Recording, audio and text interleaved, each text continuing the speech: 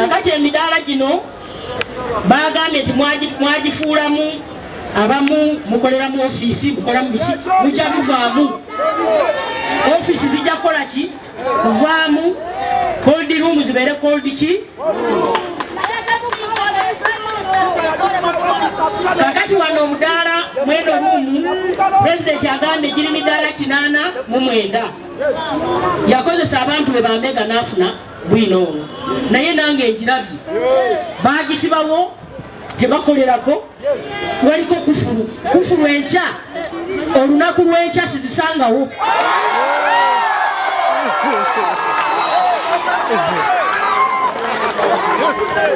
nja kukomawo wano paka akatale nga kawedde buli ku makya nja kusooka nga akatale wano era tiimu yaffe nga bwe tuli waliwo attorney general waliwo minisita w'e Kampala waliwo RCC minisita wa local government buli ku makya tujja keeranga wano paka nga akatale kakoze eki kateledde ate tetwasaagala saawulidde saategedde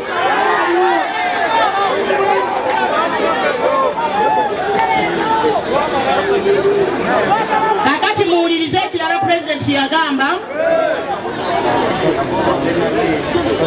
kyemulina okutegeera Wandegeya market is a government market. Private individuals who were allowed to own stalls and their private equipment and made alterations in this market and started charging local traders exorbitant charges in connivance with the Kcca officials. Abo babadde ogamba nti tebalina maanyi balya tebalina maanyi kubanga bali mu buvuyo kubanga toyinza kubanga gwe ovunanyizibwa noba nga tokola togamba bino babikola nga tebabimanyi kakati tujja kubakozesa emirimu gino byampaka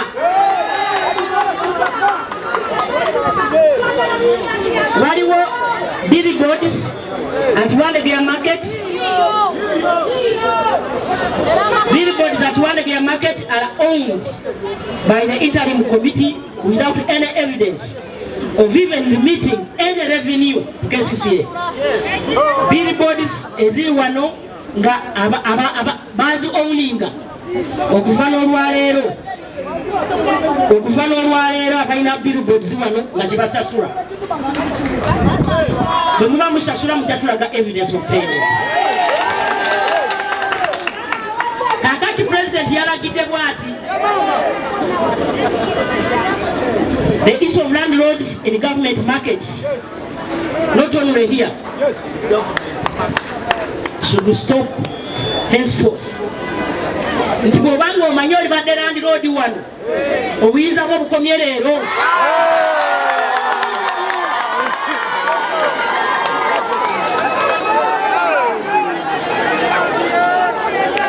Kakati attorney general kyekimuleese bwe muba muyagala okulopa mugende mu kooti tunaabasangayo ne tuwoza naye obuyinza bwammwe olwaleero bukomye temuddamu kufuna balandlord eyo.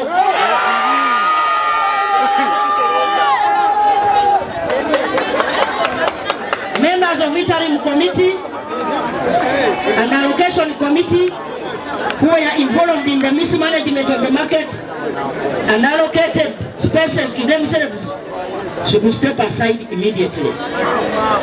And we are going to prosecute you.